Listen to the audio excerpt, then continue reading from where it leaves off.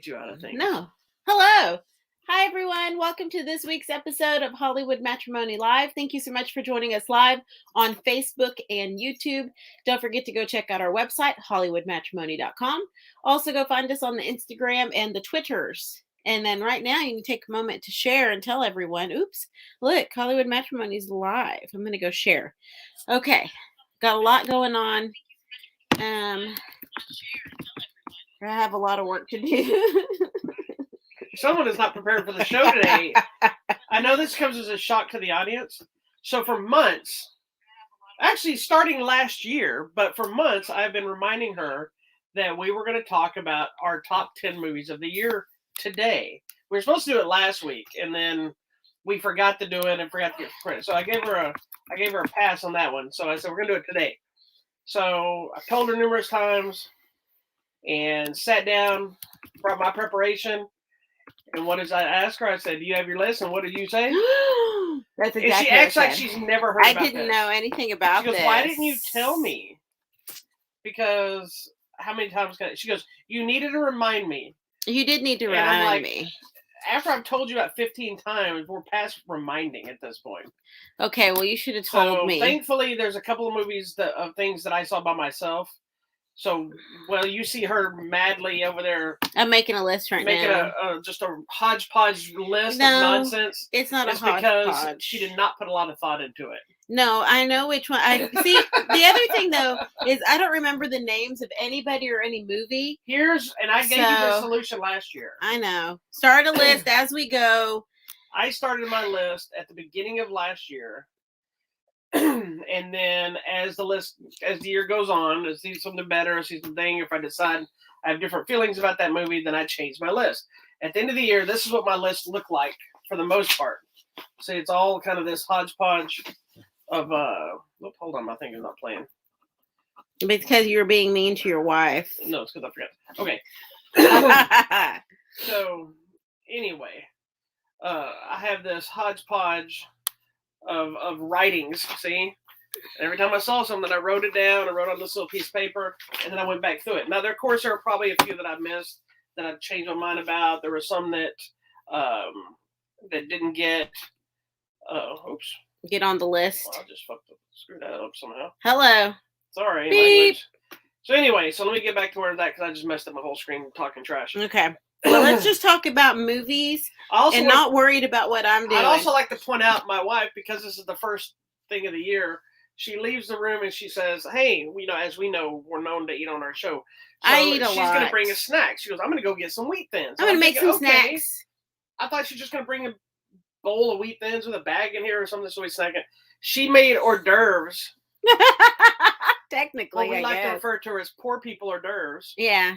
And what's funny about this is she brings them in here before the show starts, and she's like, I made snacks. I said, hey, honey, you made these fancy looking things? And she goes, yeah, I made us snacks. Then she almost puts her elbow into them because she sits it right here in front of her computer. So I move it. My bad. And I said something about it. She goes, well, I don't know what you're thinking. Those are mine. I'm like, she turned on me like in a heartbeat over her, whatever that is. If you're wondering, this is a fancy. This is a imported wheat cracker that comes from Italy, and then it's topped with it's a Gruyere melted. It's Cheese Whiz and wheat thins. It's Cheese Whiz. It's not healthy in any way, or nutritious, or good for you. So let's get started. What are we talking about, sister? All right. So we have a good variety of films. I don't have a beverage. I don't have snacks. I got nothing. Did you not get a drink? You normally always have a drink. You want me to go get you one? No, we're fine. Let's go. Okay. Are you okay to start with this? Because this is one we didn't get to last week. We had so much happening last week. We just couldn't get to all of it. Yeah. So this movie is a movie called Don't Look Up. It's been very controversial. Because of the content and what it's going with. And the story itself, content is not what's controversial. It's how people are reacting to the story in the film, which is very mirroring what has gone on in society for the last few years, and even more so in the last couple of years. Yes. So the movie, it's is it Adam McKay? Yeah, Adam McKay, who made movies like The Big Short and Vice, and he also made Anchorman. So it's like a big thing. But his last few movies have been dealing with like real life kind of stuff in kind of a dark comedic way. Yeah. Like The Big Short is the one about the financial housing thing. Oh, Vice these are all the movies make me angry. Yeah, Vice is the one the I can't. Christian Bale played vice president, Mm-hmm. which we actually were at the set of the White House at it was pretty cool. Where were we at? Was And we were in LA, so what studio? It was Warner Brothers, because Mickey Mouse was around there. Not Mickey Mouse, Bugs Bunny. Sorry. Bugs Bunny, yeah. Because we didn't get to go fully in, but we got to see the set where they were filming it. So anyway, it's pretty interesting. But the movie has a great cast with Leonardo DiCaprio and Jennifer Lawrence, Meryl Streep, Jonah Hill, Timothy Chalamet. Everywhere. Kate Blanchett, Mark Rylance, Ron Perlman, Kid Cudi, and Ariana Grande. Mm-hmm. Which ironically, you did some weird thing that said you look like Ariana Grande. Who knew? Nobody, because you don't. So anyway, the movie is about these two astrologists, I guess they are. Yes. They are? Yes. Astronomers that basically find a comet headed towards Earth. Correct. And they're now it's comet big enough to destroy Earth, and so they're trying to basically get the right people in the White House and in the government to know, so we can figure out how to plan to save the people. Got to save the planet. That's right. So essentially, oh, sorry, Tyler Perry. Let's mention Tyler Perry. Oh, Tyler, yes, I forgot. Let me guess. It was an African American person got mad about that. Yes, thank you for. Which, ironically, is a person who doesn't like Tyler Perry is going to. The person that just said that does not like Tyler Perry movies yet. Wanted to make sure we talk about Tyler Perry. Am I wrong? You are not wrong. All right then. So this movie, despite its sci-fi nature of the asteroid it's dealing with.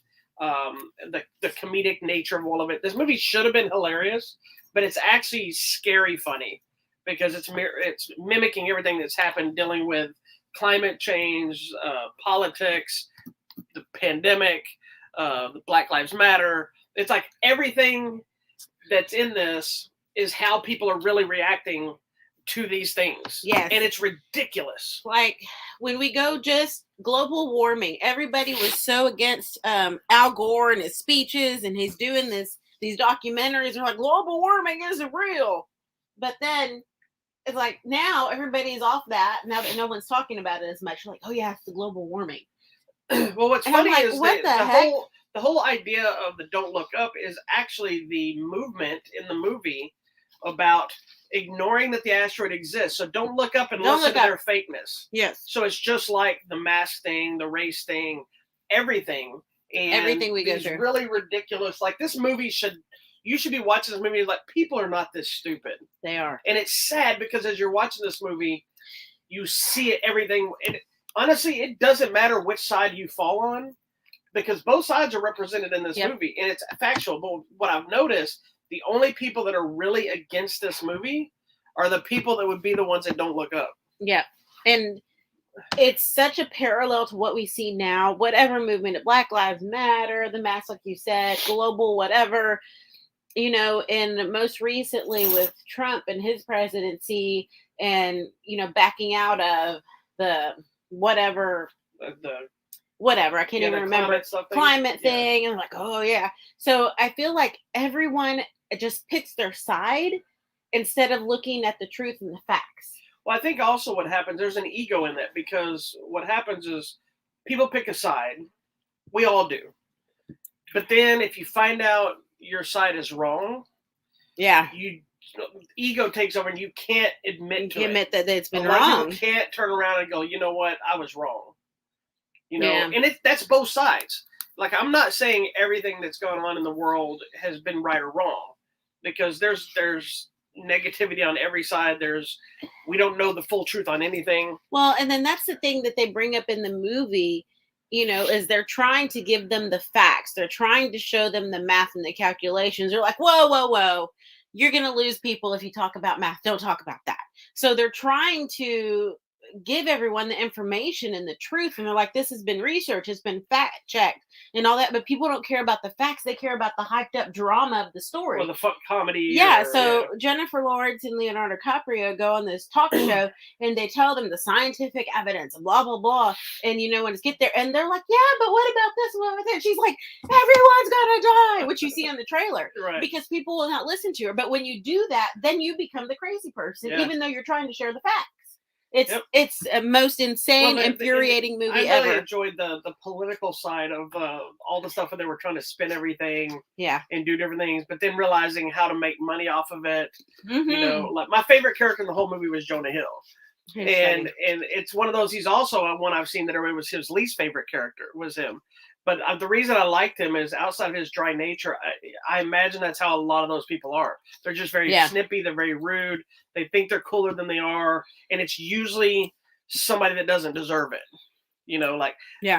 Very much, it's like you hired your friend to get the job that you didn't really deserve. We've had a lot of people like that in LA, is not LA, government as well. They got their job because they knew somebody else, or they did something like, they give somebody a job and you're now the head of education, but all you were never a teacher. You were in that. It's like, yes, that makes no sense to me. That lady that was there and like she doesn't have any educational experience background. Yeah, like maybe she had a degree in something, but she didn't actually do anything. And I'll get back to the that. Movie, but that is so bizarre to me. I was a big proponent of Trump to run for president. I'm not going to go into a Trump rep.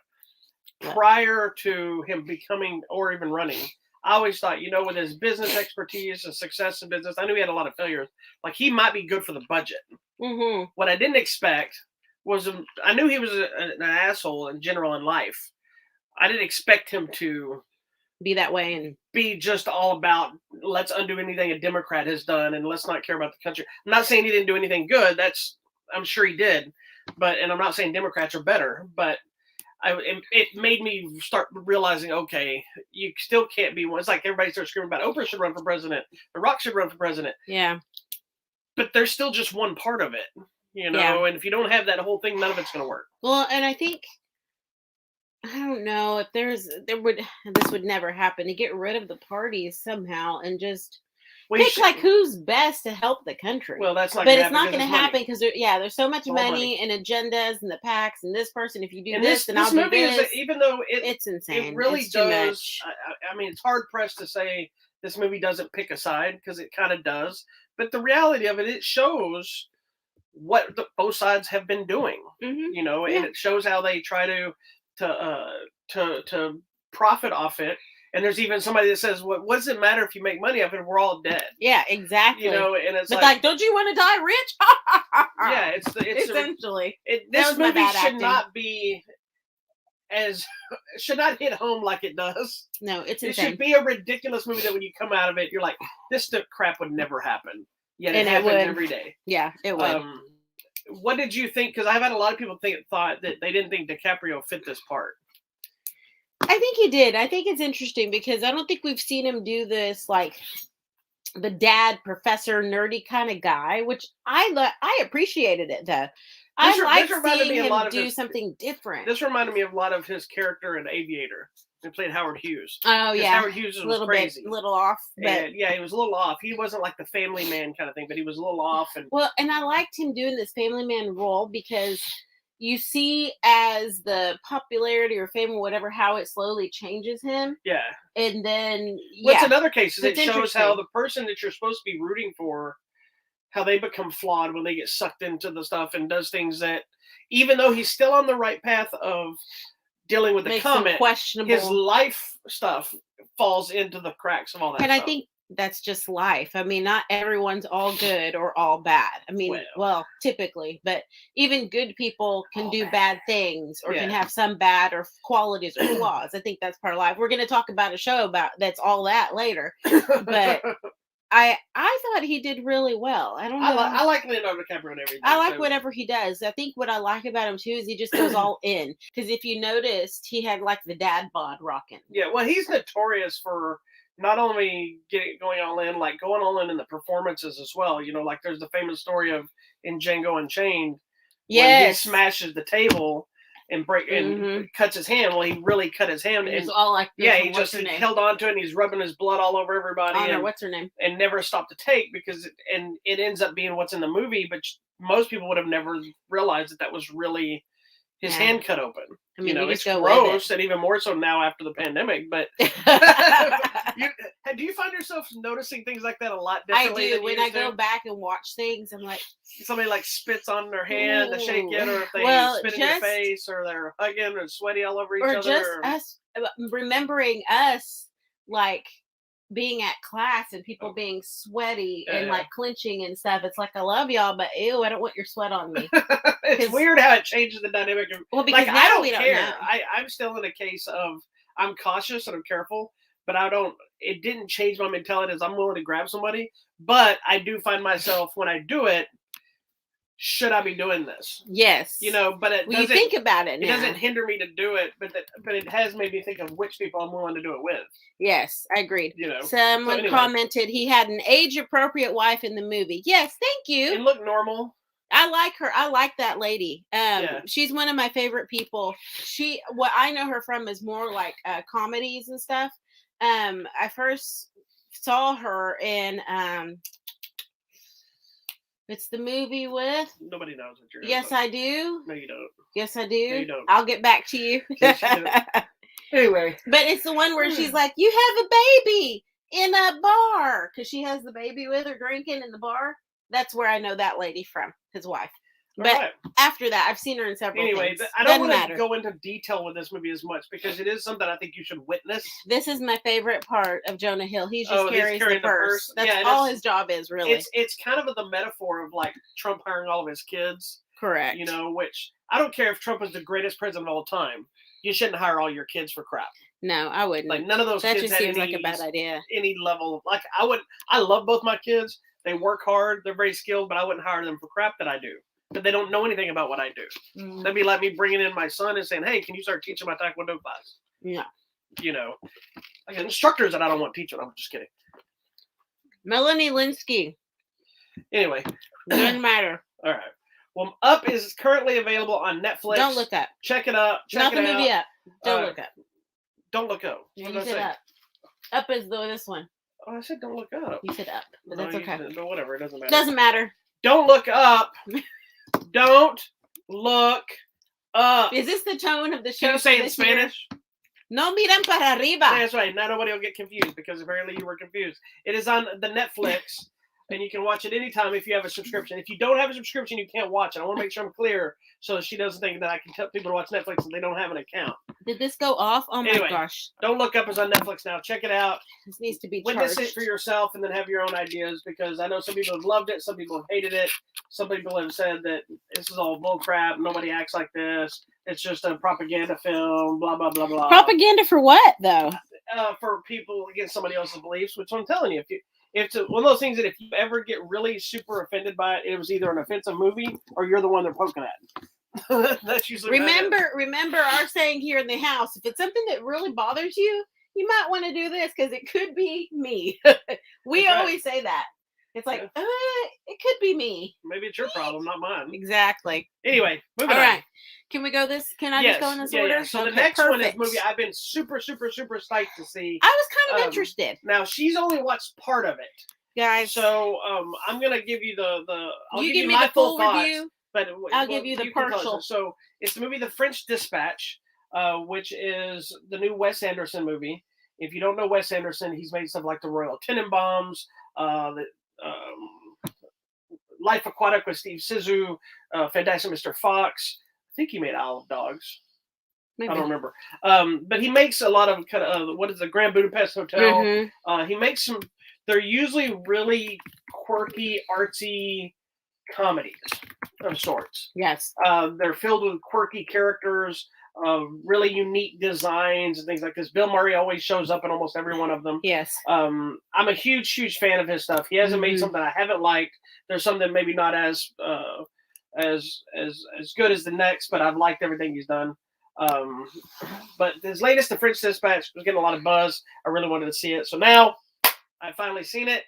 We sat down to watch it, and we started a little bit late, so you got tired. I got tired, and then I think I got tired. So before I say a word about this, we'll let you say your thoughts. But the movie is basically it's following journalists. It's set in some kind of an outpost in an American newspaper in like fictional French city. Not the city's not French, like a fictional newspaper in a French city that brings like these stories that are in this magazine on its final issue.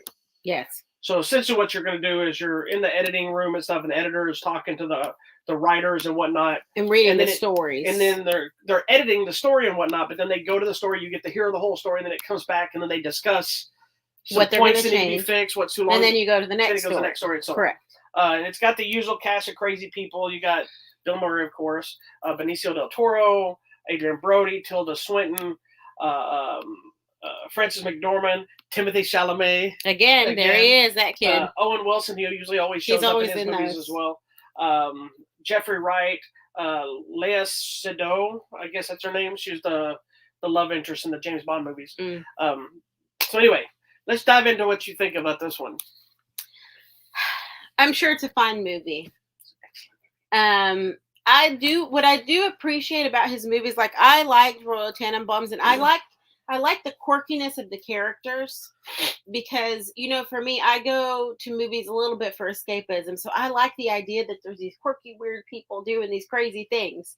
And I always love the manner in which the films are shot, because it's very much like you're watching a vignette happen in the movie, and then you come back to real life, and then you go to the next little story or whatever it is, you come back. So I do appreciate that about his films. This one, for me, I kind of lost interest on the second news article, but I know it was with a purpose, because one of the things they said, oh, this person, you asked for 1,000 words and they gave you 4,500. So, but they show you the whole 4,500. So it's too long. And then you go to the next one, which like, this one's too quirky and short. So you're seeing each news article story come to life. But I was just like, no, I think I was just tired. I was all in. I love I know you love movie. And part of that I think I don't think I'm not going to say you missed the point, but the idea was these stories also speak volumes of the writer. Correct, and because that's what they say. Yeah, so you go at the beginning, they talk about the press meeting about, well, this person wrote this, and this person, you told him not to do that, but he did that. And then you go into each story. Yeah, and you're getting to see how these writers incorporated it into each story, and how they put themselves immersed into it. They're not just writing a story they heard. They're there experiencing and interviewing and whatever, but they're not sitting down and like interviewing somebody like you would normally interview. They're story. Going through the motions of what's happening in this story, and they are bizarre. I would agree with you. There's an art one that's a little longer, but I think it's on purpose, because dealing with that one lady. That one lady who always gives you more words than what the editor asks. Owen Wilson's is just this really ridiculous thing about riding bicycles through the city. I love that story. And it's quick. But I like him. I do too. He's funny. It's quick. It goes like, you get the later ones where you have Frances McDormand's on there, and the Jeffrey Wright one I loved a lot as well. That also has Liv Schreiber shows up. Yeah. And it's just the movie is beautiful to look at, because it's so European, but also it doesn't always look real. Right. It's very colorful. It almost looks like a Clockwork Orange. That's what I'm telling you. It's like the manner in which it's done. It's interesting, because it's like you're in here, but then you get transported into this little box. Yeah, it's like you're in a make-believe world, but it's still the real world that you can relate to in a weird way. Yeah, in a quirky way. It's psychedelic at times. I think all the performances were amazing. I love the movie. This one was one it was. You were so excited, and I was so excited, and it lived up to my expectations. Good. But I do understand that not only is Wes Anderson an acquired taste. Yes. This movie may not work, because it is one that doesn't really go anywhere, but it's not supposed to. It's just developing that final issue, and I think, because I saw somebody else say this, and then it made me think about this. This movie may connect more to writers than anybody else. Yeah. And as somebody who's constantly writing articles and interviews and stuff like this, I see a lot of what they're going through, even though they're kind of out there stories. Yeah. If you're not a writer, then it may be like, why do I need all this? Because I understand the too short. I understand being too long. I understand the the cleverness. I understand the boring natures of them. Mm-hmm. But it's like when watching the interview reports, some of the interview section they do are kind of boring. Yeah. And then I'm realizing I've been to very many interviews that were really boring and a waste of my time. And it connects. Like I remember, I'm not going to say the celebrity's name, but I was very excited to interview somebody. And we did an email interview where basically I send them a list of questions. They respond to them. So, and then I type it out, and nobody knows the difference if I talk to them, if it was an interview, if I wrote it down. It's the same thing. Cheese on and it was easier because they were on set. They're like, yeah, shoot me over questions. They were very excitable to talk. I'm like, sweet. Send it out there. Like 3 days later, they send it back with all the answers. And I'm asking these questions, and then the answer's like, no, not really. Oh. You know, and every answer was like short, barely a sentence or a couple of words. You know, which if you had watched this interview on TV, you would have changed the channel. Correct. And it has never seen. I have it still, but it's never been posted. I'm like, fuck, come on. And they messaged me like, hey, did you post an interview? I said, no. I said, there wasn't enough content. If you want to give me a little more, like, no, I don't feel like it. I'm like, okay, then it'll stay forever hidden. They're not that big of a celebrity, so it's not that big a deal. It's fine. So. Eat some of these because I'm eating them all. Oh, now it's mine. You told me a while ago that I did not get any of them. She's like, eat some of these. I might eat them all. She's eating the whole plate. Anyway, the French Dispatch is available now on the Blu-ray and DVD. Check it out. If you're a Wes Anderson fan, I think you'll love it. If you've never seen a Wes Anderson movie, first one, shame on you. Go watch some of Wes Anderson's stuff. Isle of Dogs and Fantastic Mr. Fox are great. They're animated features, but they're like stop motion, weird animation that I love. That's kind of cool.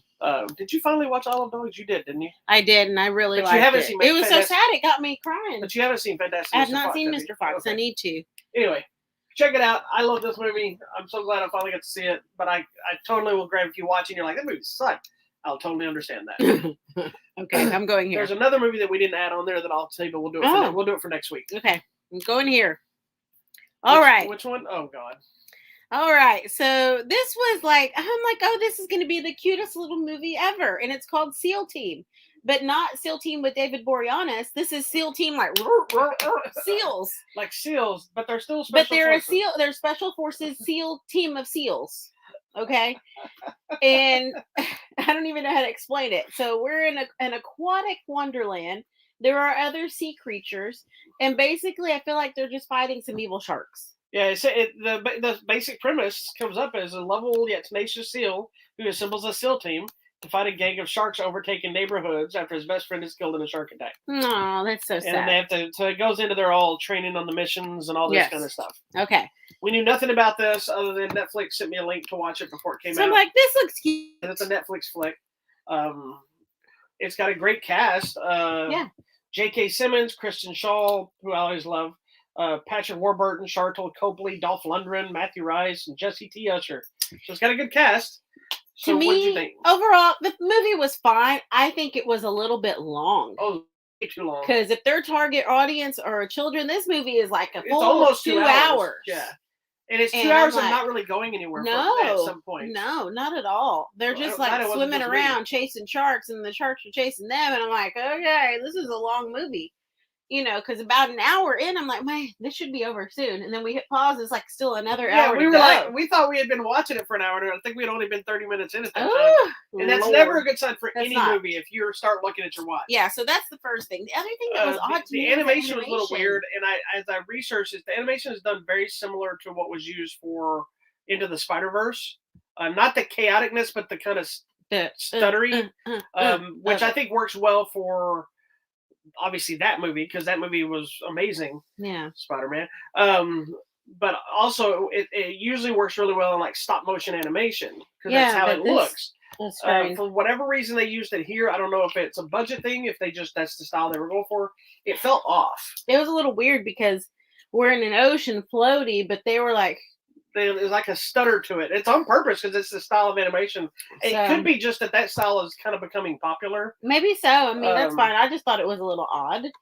Yeah. The characters themselves are fine. They're funny. They're quirky. You know, you have all the different ones, and you know, the guy that's the old school military guy. Like, you don't have enough training. It is very cliched. It's cute. Like you said, the character designs are fine. The animation was a little off-putting. Not the character designs and the visual, No, but just the movement. animated aspect of it's moving around didn't really fit to me for this type of movie because there's so many like still moments and just they're talking, their faces looked kind of off. It's hard to explain unless you see it. Yeah, it's fine. I agree that the running time is too long, especially for this kind of movie, and it's also one that it drags so much at some point that it's hard to really to stick with it. Yeah, you kind of I was losing you for a little bit. Yeah, well, it tended to repeat itself sometimes. It did. Now there were some really funny moments Definitely, where there. Yeah. I think if they trimmed about 20 to 30 minutes down. The funniest is like, "Oh, ladies and gentlemen, I'm Seal, the Seal," and he started singing. You know what? It's Seal. So that was funny. Yeah, Seal does a voice in it. But but then you lost me in between because they're like going through so much stuff when they should just go attack or what. It's a lot. To me, they needed a montage to cut it down. Some of the stuff that does work, there's some running gags that keep working. Yeah. They're like the weaponry is fun. It reminded me of almost like a Flintstone style idea of using your environment and other animals as weapons. Then there's an ongoing guy with, I forgot the type of shark it is now, but that yells all the time. That was pretty funny. He's a big shark. Yeah, but when it works well. The animation, like I said, is a little jumpy for me. And it's funny when it's funny. It's just too long, and it's one of those. I think it's one that kids would probably enjoy. Maybe won't even notice. It's on Netflix, so if anything, you could pause it and keep going. I think kids would enjoy this movie. I just don't know if they would stick with it to the end. I don't know if they'll get the story by the time we get to the end. No, I don't think they'll understand having it. And it won't matter because that's not the point, I guess. It's just to entertain. Yeah. I don't know. Anyway, it's available now on Netflix. Check it out if you like animated films. It's not a horrible movie by any means, but it does have some issues and it's too long. That's okay. I was going to go here and then go there. All right, go ahead. So this next one is actually for the missus. I've talked about it on the show before. It's for the movie Antlers.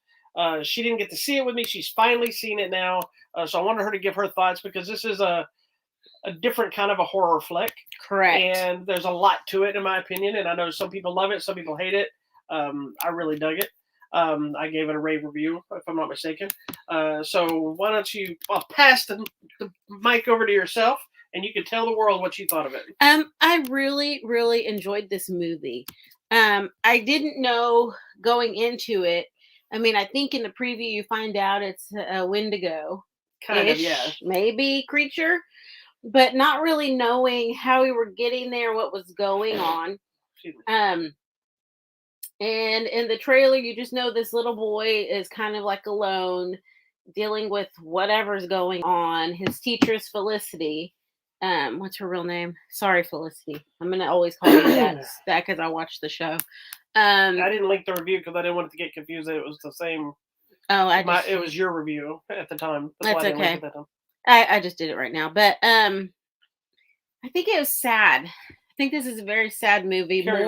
Carrie Russell. Yeah. I think this is a sad film more than being scary to me. It's not scary at all. It's not. It's creepy. It's a little bit creepy, but as you go through the story and you see, yes, because you're finding out what's been going on with all of these characters. So it centers around the little boy, but everyone that's trying to help him has their own story and trauma. And it's actually very sad. So what Carrie Russell's been through, that was like, ew. And then what her brother went through, he's like, you're not the only one that suffered. And I'm like, oh, dang, what happened to him? Played by the always great Jesse Plemons, a.k.a. Mr. Kirsten Dunst. And then this little boy is so good. He's really good in this movie.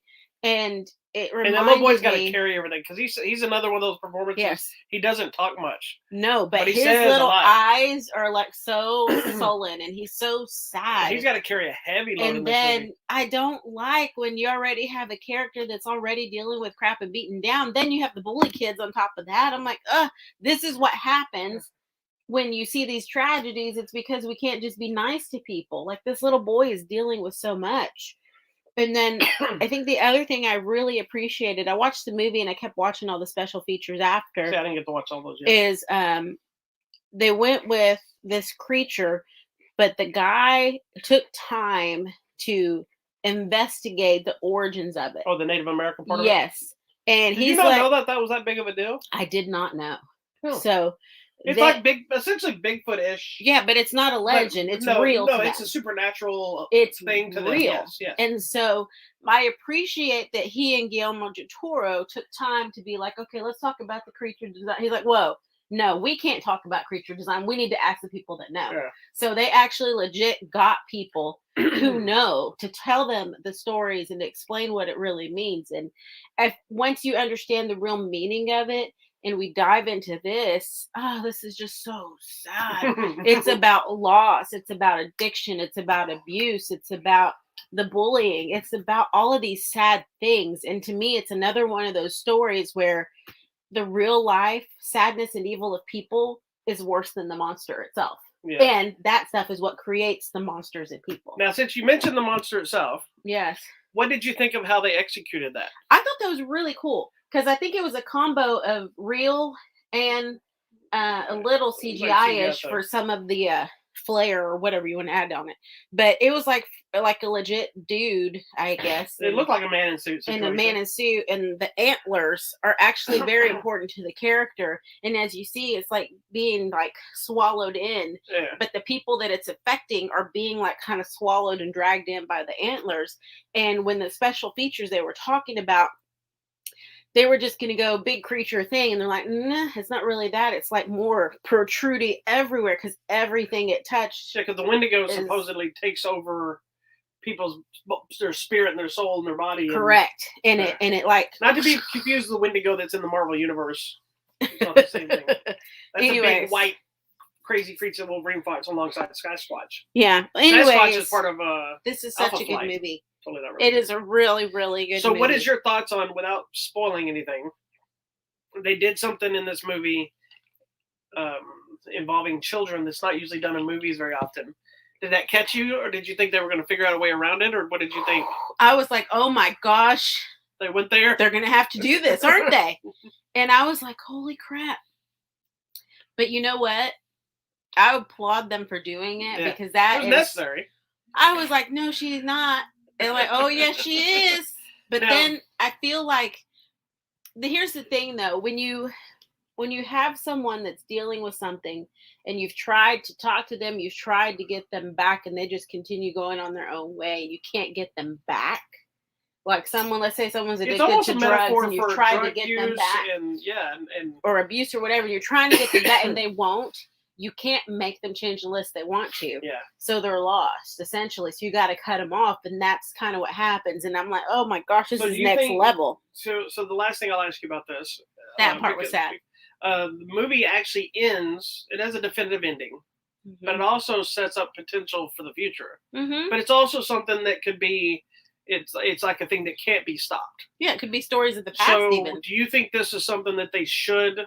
I don't know if there's been a doc or not that they should move forward and do a new one to continue what kind of how it ends, or do you think this is more one that should just be left alone as it is? I think I would leave it, but I do think the possibility for other stories is there.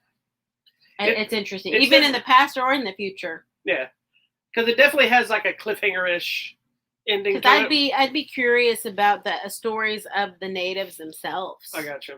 Like that would be interesting. Yeah, there's a cliffhanger-ish story element at the end. I mean, but it's one that also is kind of, to me, was more like saying this isn't going to ever stop, no matter what you do. Not so much, hey, we're going to do some more. Yeah, so who knows? It's just a sad movie. It's also interesting. The guy that directed it, I think it's Scott Cooper. He's the same guy that did Crazy Heart with Jeff Bridges, the country music movie, Black Mass with Johnny Depp, where he's playing that mob boss guy. He's got like this weird eclectic group of films that aren't this, and I think he wrote this as well. So I like this movie a lot. I liked it too. It's really good. I was a little iffy if you were gonna like this because it's dirty. It is slow. Well, and I think that's what I liked. I mean, it is very gritty and gray looking throughout the movie. It's one of those things that I don't know with you because it's always a hit and miss. Yeah, no.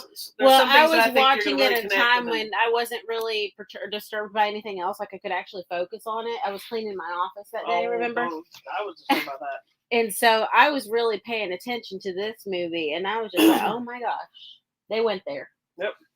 Well, the other reason we bring this movie up right now is because it is now available on Blu-ray and DVD starting this past week. So check out Antlers. Watch available Antlers. now. Okay, tell me about this. All right. I am a huge fan of Reno 911. If you don't know what that is, it was a parody series on Comedy Central that of the show Cops. And it ran, I don't remember how many seasons now. Let me look. I think I wrote in my review. It ran a bunch of seasons. It ran 7 seasons. And well, 10. Okay, let me rephrase the story. It ran for 6 seasons on Comedy Central, and it got a feature film, right? Yes. Which was Reno 911 Miami, and the series follows like this group of just ridiculous cops, and it's kind of vignette of showing like their traffic cams and them pulling over people and interviews and whatnot. It got a 7th season on the short-lived service Quibi. Yes. It got picked up for an 8th season, and then Quibi died. And then it's never been brought back anywhere. Yeah, so that's true. We all kind of figured Reno 911 was kind of dead, especially because almost everybody in the cast has moved on to other stuff. Like Beverly Goldberg is one of the main people. Oh, yeah. Niecy Nash is over off of on Claws. Thomas Lennon is in pretty much everything. Yeah. What's his name? Wendy McClendon McCovey is Beverly Goldberg. Cedric Yarborough, he was the one that took care of the guy in that the show about the kid in the wheelchair. Oh, the yeah. black guy that was in that show. He's in that show. So most everybody on this show are doing something else. But they did a brand new movie for Paramount Plus called Reno 911: The Hunt for QAnon, which is QAnon thing has been the big thing with all the Proud Boys and the racist stuff and everything else and everything going to the government and blah blah blah. So essentially, this movie is we jump back into ridiculous. The cast. Oh, it's ridiculous! It's awesome. It's stupid. It's silly. It's everything I wanted it to be.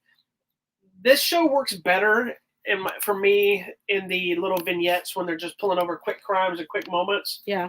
But I was surprised at this one because the other movie I like but didn't work as well. This one I think worked better because even though they didn't stick to the vignettes, it still felt like it was a lot of scenario setups to do just a stupid gag. Right. And the whole premise of the movie is they are supposed to serve. They're serving a court thing or whatever, you've been served. Subpoena or whatever it is to Q, the head of QAnon. Oh my gosh. But they don't know who he is. Correct. Because nobody knows. We don't know who right? it is. And so they find out about a Q booze cruise. And so they disguise themselves as members of QAnon and they go on this booze cruise thinking they could track them down. And so then obviously normal madness and ridiculousness ensues. So you have the captain of the ship who's just, you don't really know if he's crazy. I mean, he's crazy, but you don't know if he actually is the captain of the ship. There's times that he talks about running up on the shore and he's drinking all the time and he's just weird. And then you have people giving speeches and you have just different, just weird things going on. And so it's the normal ridiculous nature of all of them. And what I love, I think, about this cast is every time they do something, the entire cast comes back. That's so funny, which is nice. Like through the series, they added some new cast members, right. But they weren't replacing people. They were just new officers, right? Even one of my favorite actors, Paul Walter Hauser, showed up on the Quibi series as like a security guard, a regular. That's funny. And so he didn't show up in the movie. I was very sad about that. But it's one of those. It's just ridiculous, stupid fun. It's if you're a fan of the show, check it out. It's hard to really go into a lot of the gags because they're sight gags a lot of times. But they were all in. They look like they were having a blast. The one cop that's played by Carrie Kinney, who's like the craziest one of the group. She gets off her med, so there's an ongoing thing where she's apparently having an affair with some guy that doesn't exist. And so at one point she's like laying naked and he's supposedly painting her and she always wears big granny panties and stuff, but she's laying there and she's like, oh, and it goes on. And then somebody comes by and she's actually just laying on the buffet table and it's like a mic rack because she's off her medication. It's really funny. Anyway, Reno 911, The Hunt for QAnon is available exclusively on Paramount Plus So in case you don't know, it's like Netflix. You got to pay for it. But if you like Reno 911, what's weird though is the series is not on there. Huh? Just this movie. Just this movie. Okay. And I think it has something to do with the rights thing of Comedy Central's ownership and how it's true. aired. I think they only put it on the Paramount Network. It's like the Paramount Plus, just so in case you don't know this, Paramount Plus and the Paramount Network are not the same thing. Correct. Like Yellowstone, which is on Paramount Network, does not air on Paramount Plus. I think it has some of the seasons on there now, but it's not mutually exclusive. It's weird. But 1883, the prequel series, is exclusive to Paramount Plus. So confusing. It is. Anyway, check out the latest Reno 911. I hope this is not the last we see of the gang because they're always awesome. Okay, next we go here. All right, this is all about you. We're back to the wizarding world of Harry Potter this weekend. They presented on HBO Max a 20th anniversary reunion. All the main cast was back to talk about their experience on the different movies. So it was actually really interesting. It's more kind of like informal sit-down interviews with everyone. You know, just they were sharing their experiences of being on the film and how it kind of affected and molded their lives in a way. Sorry, I started reading comments from Juan G. Juan G. Okay. Good morning, friends and family. What did you think about Harry Potter? I'm not as big a Harry Potter fan as you are. Probably true. I did enjoy the movies. I thought I didn't like a lot of them that much after the third film. Yeah. And I thought the finales had some big missed opportunities.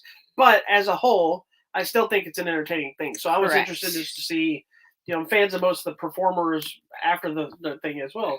I thought it was pretty interesting. It was a little bummer that it was just a lot of interviews. I was hoping, I wasn't looking for a movie, but right.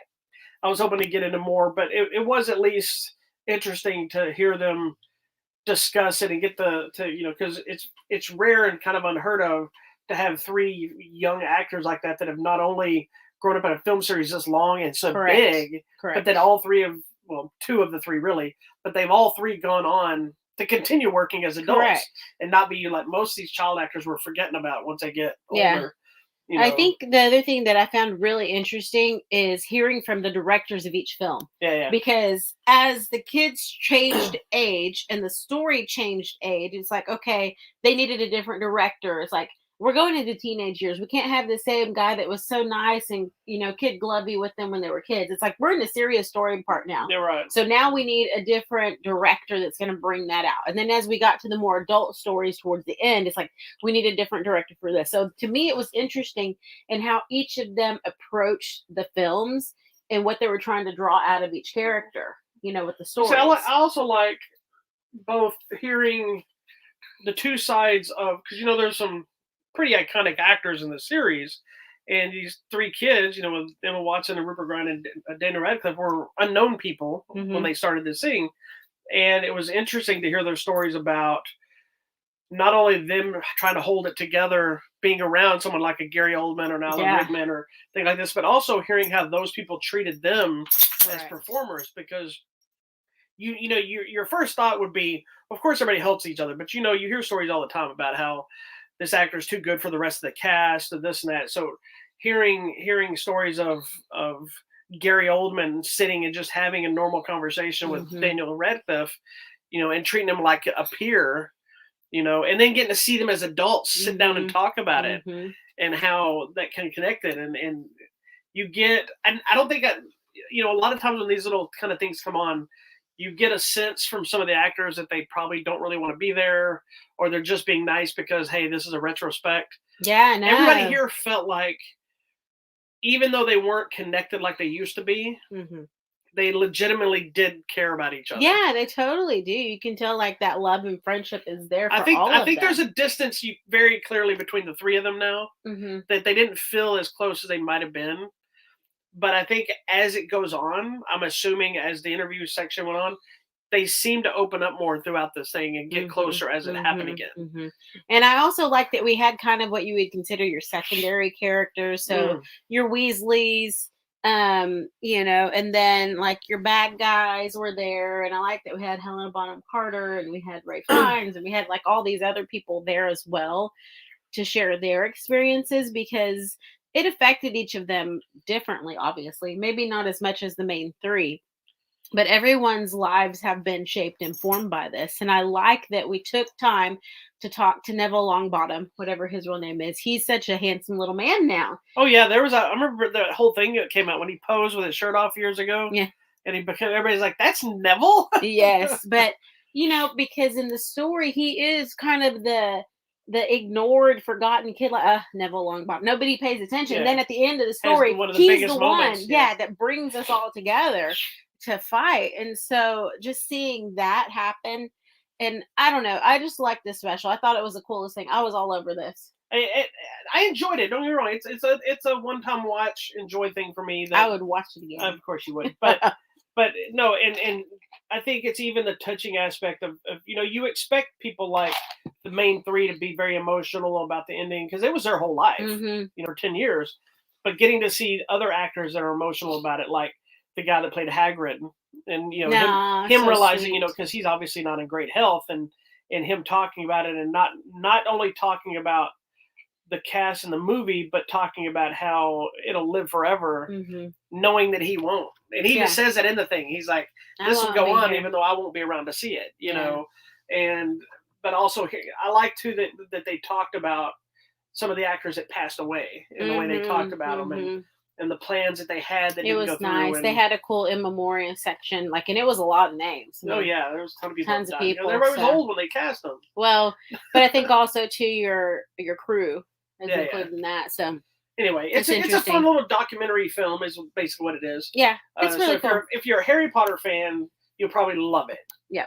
If you're not really a Harry Potter fan, but you're a moderate fan, or you just like to see stuff, interesting. It's still interesting to hear about, if nothing else, these kids growing up in Hollywood and what they had to deal with, and hearing about, like, I never knew that Hermione had thought about leaving the franchise at one point, and then you think about it, like, it makes total sense. It was just too much. There's a lot. There's a lot for them to deal with. I think my favorite part, though, is still, because I saw a lot of articles before I watched it, that talked about how she admitted to having a crush on Rupert Grint, growing up, making these movies. Yeah. And they talk about the love they have for each other, but then she's supposed to make it. I just want to be clear, nothing has ever happened with us, so that nobody can spin it. And then at the end, too, he's like, yeah, I love you, because, whatever. He goes, I'm married. Not like that. Because he's married and has a kid. It's sad that you have to quantify somebody would have spun that story. Yeah, well, like her and what's his name, Tom Felton, Tom Felton. She had a major crush on him. Well, and they both say they love each other. They're going to be lifelong friends. And like, not like that. It's like you have to quantify it, which is sad. I think it was him, not Rupert Grint. She had a massive crush on Tom Felton. You can't just say you love someone. So it's crazy. Anyway, I thought it was an interesting special. So check it out. It's available now on HBO Max. All right, these next two we're just going to kind of quick touch base on them because we don't want to spoil anything for anybody. But first, we got to talk about the latest Star Wars series that hit Disney Plus, which is the Book of Boba Fett that spun directly off of season 2 of The Mandalorian. We're diving into, if you haven't seen The Mandalorian, I'm not going to tell you what happens, but we're basically dealing with Boba Fett's newfound criminal empire. And if you want to know how he got it and what happened, go watch Mandalorian season 2, and then make sure on the final episode, stay to the last after the credits. It leads directly into what this series is. The first episode. If you don't know, I'm a mildly big Star Wars fan. I like it a little bit. I was really looking forward to this show. Honestly, I've never been a massive Boba Fett fan. I like him, but I'm not a super fan like a lot of people You're not super Boba. And so getting in there, I was interesting to see where they're going. And I was very hit and miss on that first episode. Be surprised. Nah. I love the episode. Don't get me wrong. Yeah. I thought it was very anticlimactic. Huh. It does kind of retcon some stuff in regards to how Boba Fett survived the Sarlacc pit. It was something we didn't need to see, but it was cool that they did it. That's okay. We've bigger fans have seen it done in comics and movies in bigger and better ways, but it was interesting how they pull it off. But then the rest of the episode is a lot of setup. Yeah. And then the little bit of the action to me was a little clunky, but that was just myself. What did you think? I really liked it. I mean, I'm not obviously a huge Boba fan. I don't know anything about anybody, you guys. I don't know what's going on. But I do like that we kind of flash back to find out how he escaped. I mean, that's what everybody assumed, right? That how he got out. It's assumption that he got out of the Starlight Pit somehow. But Obviously. you know that what happened to him after, and how he's really at the bottom, having to work his way back up to get to where he's at now to be. Yes, to be the badass bounty hunter, you know.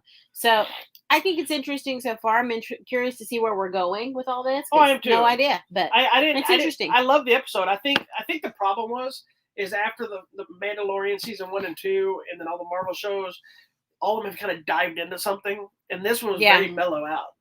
Yeah, because I think just like him, we're kind of in the background trying to figure out what's going on. Yeah, because you're getting two stories simultaneously. You're getting the story of how he got from the Boba Fett we know in Return of the Jedi to the Boba Fett we know now. Correct. So there's that whole middle story we don't know. Yeah. And then we're learning the story of the new stuff that he's doing. So I love the show. It has great potential. I just hope it picks up and does something. And I think it's going to probably do this through the whole season, but I hope it doesn't. Well, where it's flashing between the two elements. I think so too, because we got to figure out the gap. I think it's going to do that, but this is basically going to be the same thing like the first season. Well, both seasons of The Mandalorian is I was tired of Grogu after the first 3 episodes of the first season. And we didn't know his name at the time. It was the child. And I'm like, come on, man. And when it carried into season 2, I was so irritated. So I'm really hoping with Mandalorian season 3 that we're done with that. Oh, I don't mind us visiting, but I'm let's move on from the dumb Grogu character.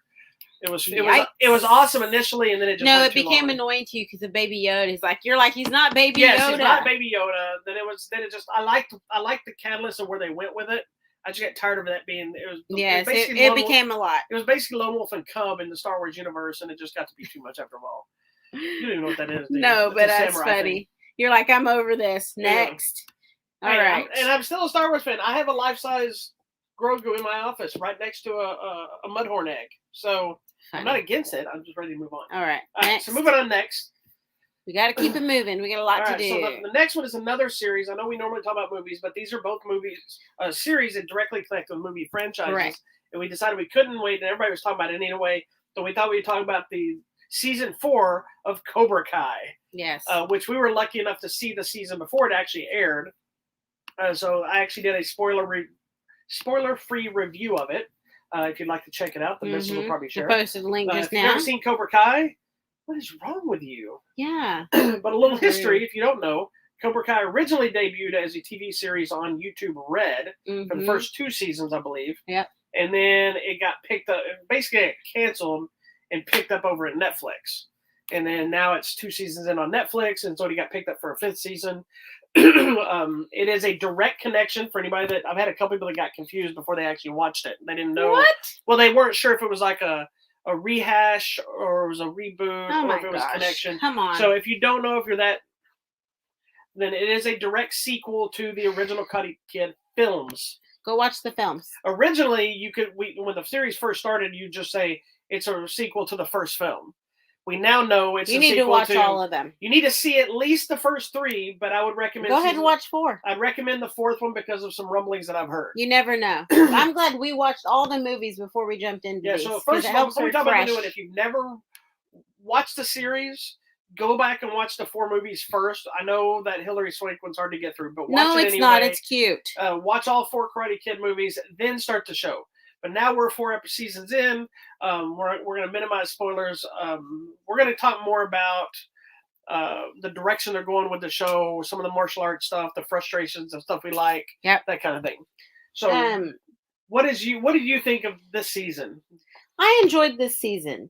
It was fine. I think some of the things that have annoyed us in the past continue to annoy us. Yes. Like everybody at class wears a white belt, but you get to a tournament and suddenly you're all in black belts. I don't understand how that works, but whatever. Well, I tell people all the time. I said, as a fan of the Karate Kid franchise, I love this show.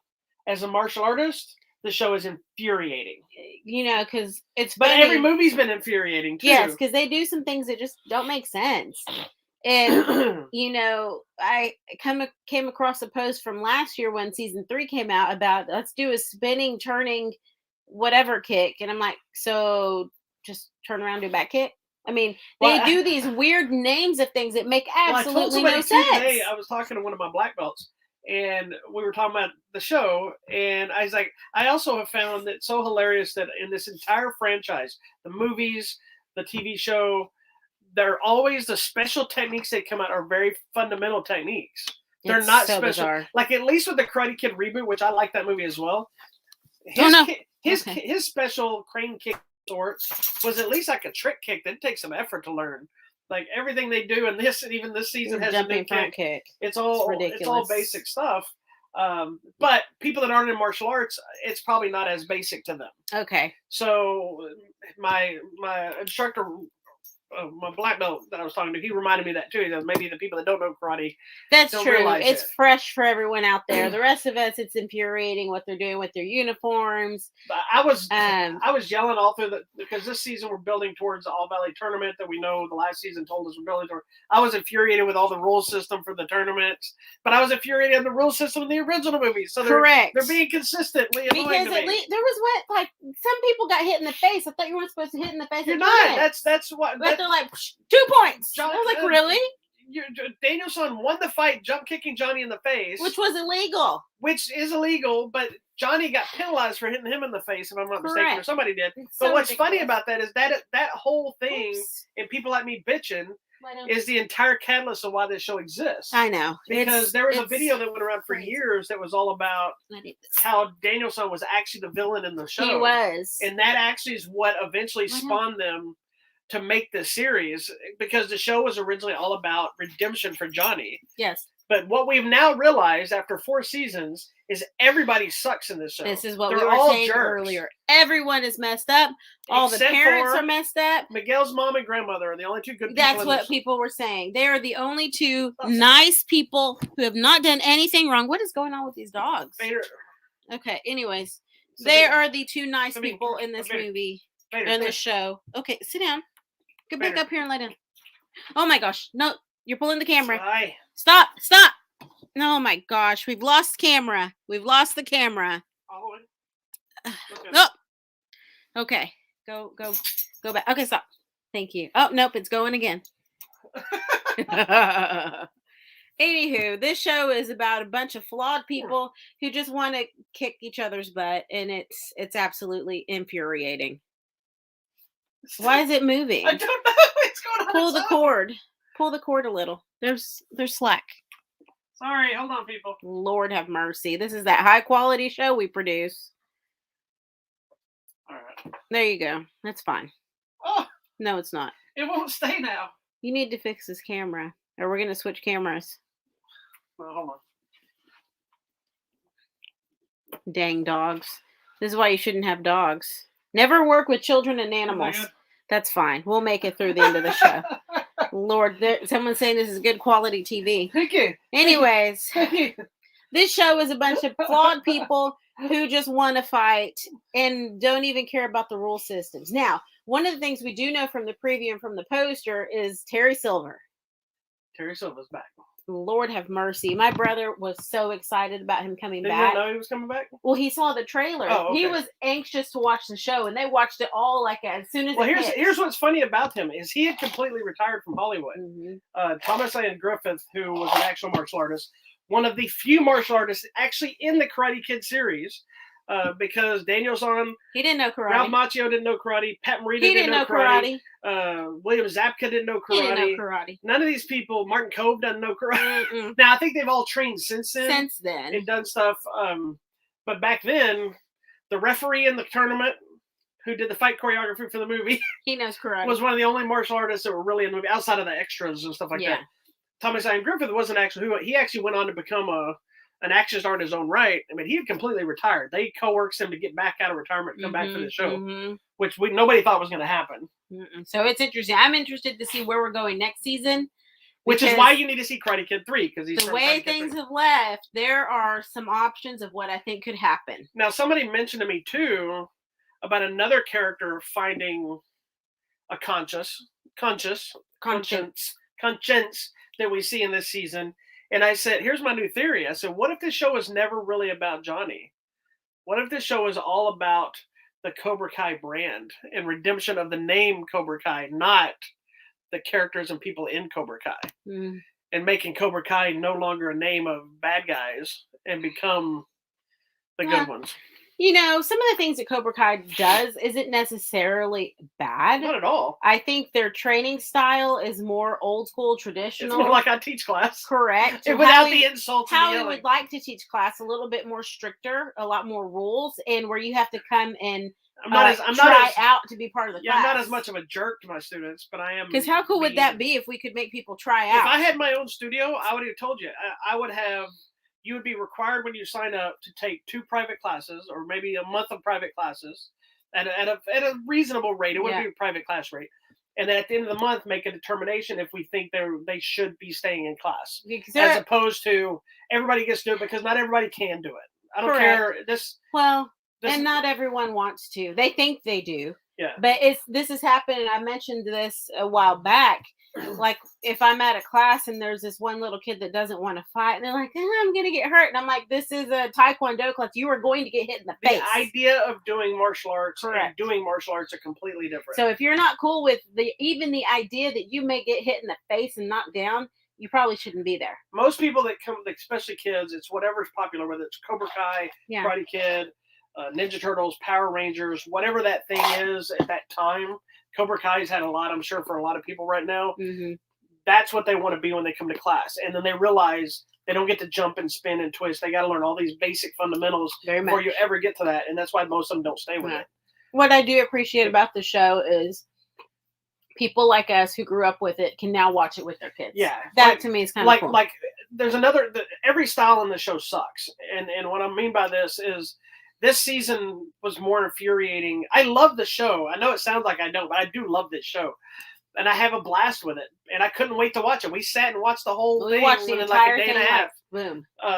But this season at least pointed out the flaws of the system, making Miyagi-Do is all about defense, and Cobra Kai is all about aggression and offense and cheating. And then Eagle Fang is all about offense. But then when they start talking about, they know our moves. I'm like, well, how many moves do you have for them to know? That means there's a flaw in your system. Like, nobody can come into our class and say, I know their moves.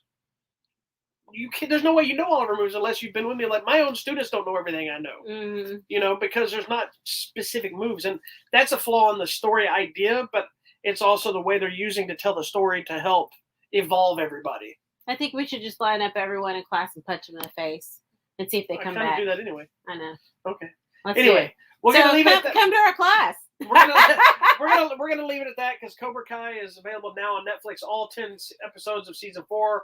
It does in fact end on a what and ready for another season. So hopefully, that got me at the end. I was like, what? Well, there's 2 what moments at the end, and it's an interesting twist. Mm-hmm. So I'm eager to see what they do in season 4. And if some of the rumors I've heard about season 5 coming is even more exciting. I am excited. There's one specific fan favorite character returned this season, but I can't mention it because I don't want to spoil it for anybody. And what I've heard, a lot of people do not like him. Really? Yeah. Huh. You know who I'm talking about, right? Yep. Okay. I think I do. Everybody was like, he's the stupidest character of this show. And I'm like, I love it. Maybe. He hasn't been around for a couple of seasons, so. We'll see. Anyway. All right. Moving on. Move on. Cobra Kai, season 4, Netflix now. Okay, very quickly. All right, so we're going to talk about our top 10 movies of the year. Of 2021. I did make a list. Somebody wasn't ready, so we'll see what happens. But I kind of had an idea. So I kind of hodgepodged my list, because I had this list that I worked on, and I kind of ended up, there's a few others that are. I have honorable mentions, I guess. I do too. I have some what I call bonus ones. I have 1, 2, 3, 4, 5. And I have a whole they're list. probably not. Now, when we do our favorite movies of the year, it's not necessarily what in agreeing what it should be. Bless you. Excuse me. It's the movies that we liked a lot. It's not necessarily, was it an award-winning film? Was it something everybody else would like? Could be stuff you've probably never seen. Yeah. Sometimes it's weird. Sometimes, and it also doesn't necessarily mean it's a movie we watch again. It's a movie or at least in my opinion, my list is about something I watched once and I'm like, man, I love that for whatever reason. Mm-hmm. And I have a lot of them that I didn't put on there that I'm kind of torn on, and probably some that I've forgotten about. Yeah. So anyway, I'll let you go first. These are in no specific order. You want me to do all of them or just the first? I'll do the number one. Let me just do some. I have none in no specific order. Okay, mine are not in any order either. Okay, so the first movie, we talked about this in the car. The first movie I immediately thought of was the movie Lamb. starring Nomi Rapace, and it is Icelandic. She's speaking Icelandic, okay? And it is essentially a story of a couple who have suffered a great loss, and they receive what they believe to be a gift, but it leads to crazy consequences. Strange, weird world. It is bizarre. It's strange. It's something I'd never seen before. And I just really enjoyed that we essentially have two characters on a screen just dealing and or not dealing with each other. So that was my first one. All right. Go ahead. Mine was one of the first ones I'm picking was a movie that was supposed to come out in 2020. I believe it got delayed. So there might be a little confusion, but it was the movie The Father with Anthony Hopkins about the guy with the dementia, whatever. That movie, we had no idea what was going to happen. Yeah, that movie was so good. I believe it got the nominations this year, so it's a little confusing on its release. On what year? Because it actually got a release last year, but then it got the wide release this year. So I went ahead and put it on this list because it was written down when I saw it this year. It was a good movie. I really like. If you haven't seen it, it's a sad movie. It's so good. Yeah. So The Father. Okay, then my second one is ridiculous. But I was telling you, Fast and Furious Part 9. It is absolutely insane because before it even came out, I'm like, Fast and Furious, let's go to space. And then they do, but it works. These are the most dumb, ridiculous movies, but I am all in on all of them from the very beginning. I don't question your list. Family. I like your real list. I like a real list. It's about family. It's about fast cars. I just love those movies. My next one is probably going to be like a similar idea of that, of a movie that probably would be, you wouldn't think would be on the top list, but you never know. Mine is Nobody. That was a good movie. Yes, it was a great movie. Steve Odenkirk movie where he's Bob Odenkirk, not Steve Odenkirk. Steve Odenkirk is the Thumbworks guy. Bob Odenkirk. Bob Odenkirk is about the guy who's like a apparently normal guy at home, and he gets beat up, and it's kind of a John Wick-like idea, which I love the movie. I thought it was great. Yeah. And they're supposedly making a second one. It looks so good. I liked it because he's like the every guy fighting back. Yes. And even when he fights, he doesn't look like, he doesn't even look Keanu Reeves level, and that made it actually work even better. Okay, my next movie was sad. It's Mass. M-A-S-S.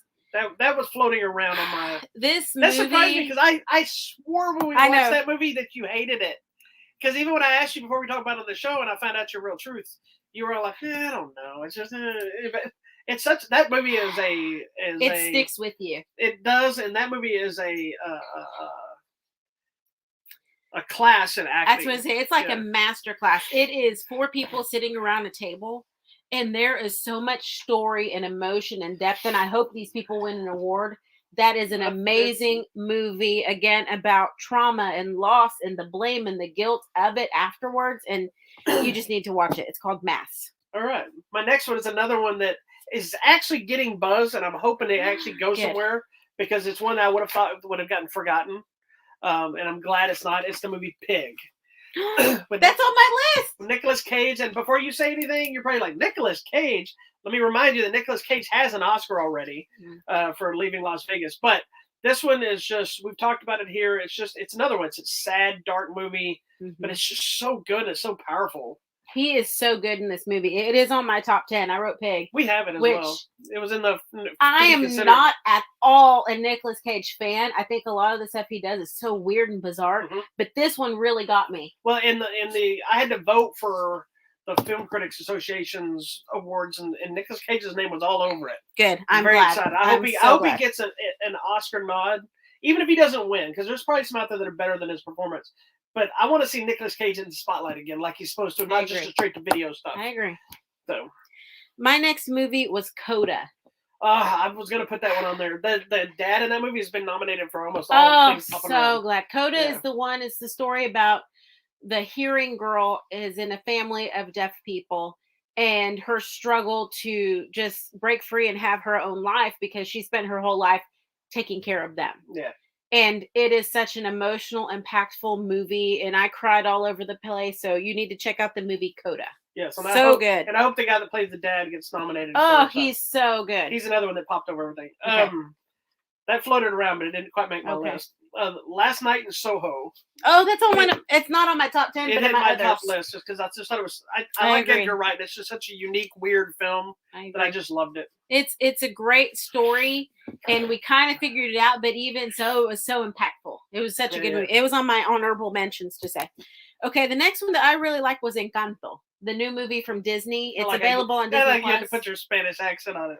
I totally just connected with this movie from the second it came on film. The vibrant colors, the language, the history, where we're at in the world, in Colombia or wherever.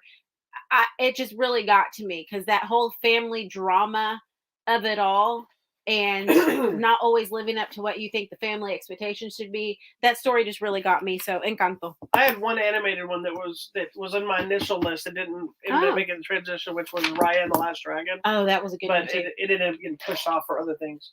My next one is one that you weren't as big a fan of, is Nightmare Alley. I love that movie.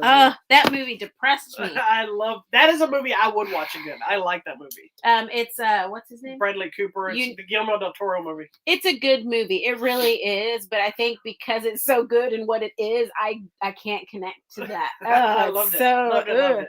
Okay, this is bizarre for me. I picked the movie Val, the documentary about Val Kilmer. Oh, yeah. It's another one getting a lot of nominations. That one really stuck with me. It was very emotional. I didn't know anything about Val Kilmer's history and movies and films as much as you did. So it was so impactful to me and kind of sad. Very sad. Just to see. Especially where he's at now. Yeah. But remembering all these things. It was very impactful. And it's insightful too because he knows all of these Hollywood stars when they were young. Like it was just a really good documentary. So I would check out Val. Is that on Amazon or Hulu? I think it's on Amazon. Maybe on Hulu. I don't know. I think it was Hulu. It's on the webs. Yeah, find it. The next one, which I don't need to talk about a lot, which I told you I loved it, was The French Dispatch. You did. It's love one of my tops. We That's already talked about that today. Okay, I picked the Fear Street trilogy on Netflix. Oh, those, yeah. Because to me, it took us back to the old school here, Freddy's and Jason's and that summer camp feel, but then also just the creative way a more modern of like a Scream serial killer coming to get you. I just thought they were so creative because then it even took us back to like a Salem witch kind of thing. So right. It was just such a creative series. I broke my rule actually twice. I normally don't try to put like any kind of Star Wars, Marvel movies on my list. They're down here on my honorables. Yeah, usually they are because they're just too like, it's obvious I'm going to love those movies, But I broke that list twice. I'm going to give you both of them now. Okay. 2 Marvel movies made my list this year. One, for 2 different reasons. The first one being Shang-Chi. One, because Marvel finally had a martial arts flick that I was super stoked for. It worked. It felt like the old wushu martial arts flicks while being in a Marvel Universe movie, and I've watched it a few times and I've loved it. But also the new Spider-Man movie is just too damn good to not ignore. So good because it's they took what Civil War was and the Avengers Endgame and Infinity War and still somehow stepped it up. For a movie about a single character, which was insane that they were able to pull that off. I think that's the most ambitious thing Marvel has pulled off yet. Spider-Man. Yeah. And so that's interesting. I had Shang-Chi on honorable mention and the new Spider-Man on honorable mention, which I was like, I'm not going to pick a superhero movie, but I think what I normally don't on purpose about Shang-Chi is we actually had an Asian cast and it did really well. It's kind of like Black Panther did for the African American community. We got Shang-Chi. Okay. My next movie I picked was Bliss. It's the one with Salma Hayek and what's his name? I get him confused with the Owen Wilson. Owen Wilson. This movie makes you kind of like The Matrix, but in a way, I think this one did a better job for me. This one was like what's real and what's not, and are we just living this life that we are just set out to live, or is there really more? So to me, that whole real and what's not thing really got me, and I love both of these people anyway. I think they're great actors, and I think they did really well together, and it's interesting exploring that space in your mind. So I put that movie. Go ahead and pick another because I gave you 2 already.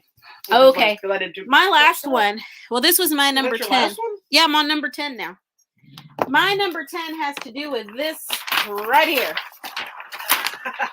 So I picked the movie Spiral It's from the on my book honorable of mentions. Saw. It's on my honorable I mentions. am so into the Saw movies. I wrote out, before we watched Spiral, you can't even see it on here, but I wrote out a whole list of all the other movies, how they connect in the timeline. I wish you could see this. I'm going to get up so you can see. No, don't get up. You don't need to show that again.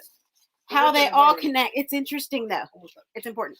We're already... So, look, how it all connects to each other and where we go in the timeline and who did what and who died and where. But what is the real timeline? If you'd like to see it, go back and look for our shows. You can watch that episode. Oh, my gosh. So the movie Spiral was It made my honorable mentions. It was 10. on my list. Good.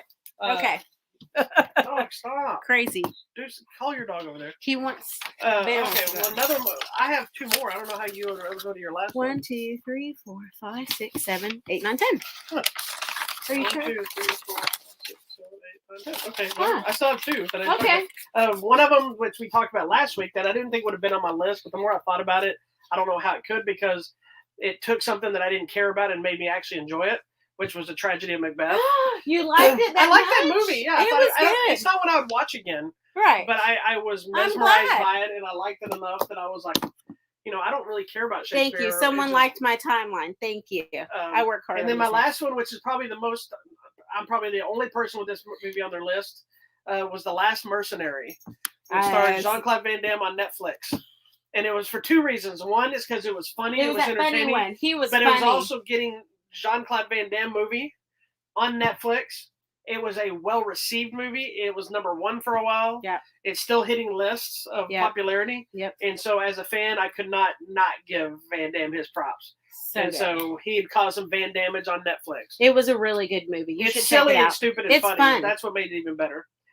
So I have some bonus ones. You want to throw your bonus? I have some bonus. Forever Purge, because I am a Purge fan. Of course you are. It wasn't as great as the others, but it's on there. The Eyes of Tammy Faye, surprisingly, because it's very connected to me and my upbringing. Church. Yeah, my dad's a pastor, so that whole world to me was very well known in my mind. Free Guy, I thought it was hilarious. Maybe no one else did. Encounter, the new one with Riz Ahmed, it was so impactful in a way. Yeah. The Wimpy Kid, that was such a good movie. I didn't know, because I was so used to the real life ones, so to see an animated feature. Werewolves Within. That was on my list. Got me. That would have been on my list. RESPECT, the Aretha Franklin story. Spencer, because I was so surprised by her performance was so good, but I Kristen Stewart. She was great in the movie. I just found the movie kind of blah. It was Old. I actually liked this M. Night Shyamalan movie. It was good. People hate it. Don't Breathe 2, because it was so it was actually really, it wasn't as good as the first one, but yeah. But it's a really emotional, scary movie, I guess. And then Malignant, because it was different. The ending part, the CGI or whatever was bad, but the movie itself was different. CGI wasn't bad. There's just that whatever. So I only gave it. I reined it in a little bit. I only gave myself 5 bonus ones because I have a bunch. I got excited. But I actually threw an old movie on here because of, it's actually 2 old movies are on here for me. Were they re-released? Because they were re-released. One being the Rocky IV, Rocky versus Drago. Because that is one of the few movies that I've seen where they've done a recut or director's cut or whatever and made it a better movie. Better coincidence. Like the Rocky IV is fine the way it is. I will start watching that one now. But this version, I agree. Then I really loved Ghostbusters Afterlife because I didn't think I was going to like it as much as I did. Really and good. I like the Ghostbusters with the ladies too, so I'm a Ghostbusters fan. Ghostbusters. This is the other one that was a re-release because I wasn't sure it was going to work, and as another one, it completely changed the movie, made the movie so much better, which was Justice League: The Snyder Cut. That is a good one. And it's something I could rewatch all 4 hours and actually enjoy it still. These other 2, one was Spiral. Oh, good. Thank you. I'm a massive Saw fan, probably more than she is. I have, but she somehow have the timeline. She somehow went from I don't really care about Saw to being all in, and I'm fine with that. We actually have a Billy puppet over here on the tricycle that you can't see. And then lastly was a movie that kind of came out of left field. Was Cop Shop, which is the one where they're all hunkered down in the precinct with Gerard Butler. That was a good. It's shoot 'em up. Yeah, so nice shoot 'em up and bloody. But since you gave a bunch of, I'll throw some other ones on there that were on my list. Boss Level was on there as well. Which one's that? That's the one with Frank Grillo. It's like the video game where he keeps getting killed over and over. Yes, that was fun. Coming to America, which I really enjoyed, even though some people hated it. As I mentioned, Raya and the Last Dragon. I even had some crazy throwaway ones like Werewolves was on here. It was a good movie. The new Suicide Squad was on here. I haven't liked But those. that was when I loved the movie, but it wasn't quite. I don't like those, there. so that's just me. The new Mortal Kombat movie. That was fun. I really dug it, but it wasn't quite as good as I'd hoped it would be. Godzilla vs. Kong, which I loved. Yeah. And the one that might surprise you, make sure there's no more. Yeah, is Gunda. That I was going to put on there. Just because it was so intriguing and weird. It was, and we couldn't stop watching that chicken with one leg. Which is the movie just about animals. It's like, it's baffling me. It's just I'm baffled about Macbeth with you, because you're not a Shakespeare fan. I'm not, but the performances were so good. The visuals were so good. Really good. Like, it stuck with me. I've thought about the movie. And it was, I'm telling you, that scene with the witches mixing the brew, I'm like, where's the pot? But the room is the pot. I was watching, I'm fixing to post a review, hopefully in the next couple of days, but I was watching a Sherlock Holmes movie from 1931 today. The black and white looked really nice. Watching that movie made me think of that Macbeth movie. The same setup, some of the same lighting style. Yep. The opening scene of this Sherlock Holmes movie is a pitch black room, and you just see a square light reflection on the ground with bars, so you know it's like shining through a window of some sort. Yeah. That's it. And then you see this little thing in the background. You see somebody that's sneaking around in the dark. You see him like kind of open this thing. Then you see a door open up here, and so it kind of establishes it's like a basement of some sort. And somebody's like, "Hey, who's down there?" When you see them come out, they kind of barely walk in the light and back in there. And then you hear a scuffle, and you see nothing. It's not like now where there's a mild thing where you can see the people. Then you see the guy just fall into the light corner on the floor, and then you see the guy do the stuff in the background because he opens the door and everything when he leaves. And then the guy leaves. It's like you see very little. It's like theater. It is. That's the whole why thing, I love theater. It's very little to the way that it's shot. And, of course, back then in movies, that's just how they did it. Correct. But that Macbeth movie, I started thinking about the Macbeth movie while I was watching the Sherlock Holmes movie. And I was like... There you go. I'm glad. Anyway. It was a good one. All right. Oh. So, tell me what's coming out. We're back into the new year. Not a lot of really big stuff. Antlers is one of them that's coming out. Weathering with You, which is a 4K release of it's an animated film. A movie called Together with James McAvoy and Sharon somebody. I don't know anything about that. Zeros and Ones, which is a new Ethan Hawke movie coming out. Black Friday, which is one I want to see. It's got Bruce Campbell, Michael Jai White in it. It's like a horror Christmas comedy thing. A movie called The Jinn, DJINN, the creature thing. It looks like an Asian flick. Yes. And that's pretty much it. There's some random other stuff, but that's kind of the bigger ones. Okay, it's interesting because Super Deep's coming out there, but it's saying it's also available on video, demand, and digital on Tuesday. It probably is. It probably comes all out at the same time. Okay, so this movie, Super Deep, it's a Russian drilling team that starts drilling towards the crust of the earth or whatever, trying to see how far they can get. And it's the old story that you hear. They start hearing voices and screams and the moans of the people in hell. So scientists go down to discover. My house. Pretty much. Coming out Wednesday to Netflix is an interesting, what I think is going to be a cute movie. It's called Four for Dinner. It's a romantic comedy. And basically it tells the story like if each couple was with a different person at that dinner. Like they tell the story like, and then the next time you're with the other person as a couple. So it's one of those kind of things. It was kind of like that episode in Cleveland where they're all dating different people. Correct. Okay. Coming out on Friday, January 7th. We have been waiting for this forever. The 355. This is the one. We haven't been waiting like we're excited. I have been waiting forever. We've been seeing trailers for it because it was supposed to come out last year. This is the one where the ladies, like the CIA and MI6, and there's a lady from each one team up together and they become the 355. Yeah, it's Jessica Chastain and Limited, I think it's Lupita Nyong'o. Limited. This one got me. There is a new movie of The Legend of La Llorona coming out. This one has Danny Trejo in it. So if it's near you, check it out. Commando, I want to see. That's limited release. Okay. American. Like I said, I want to see this, and she just moves past it. It's in limited release. It may be. So is the little Rona thing you were talking about. Okay, video, demand, and digital. American Siege. This is the new Bruce Willis movie. Their small town is being overrun by a terrorist, so they got to fight back. Another movie he probably phoned in. Probably. It's pretty short list this week. Coming out. Next week. That's it. That's it. It's a short week, so we've got a couple things I'm going to talk about that we'll probably watch. Yeah. All right. Well, giveaways, we don't really have anything new. That's pretty much the same stuff we've had. Copies of the mini states of Newark, Hell Hath No Fury, Raging Fire, Cry Macho, Monkey King Reborn, and Malignant, one of your favorites for the year. We still have copies of all those. We had a few extras, and it slowed down during Christmas, so I decided to let them roll a little bit longer. But I do expect a couple of bigger ones this week or next week, so that'll be changing very quickly. There you go. So make sure you subscribe to the site or all of our pages. It's up to enter the contest. Please follow the rules of the contest. Thank you. Tell your friends. And this is 2022. So why don't everybody start your year off by subscribing to our YouTube channel and following our page. Yeah. There you go. New you in 2022. That's right. All right. We'll see you next week. Same time for Hollywood Matrimony.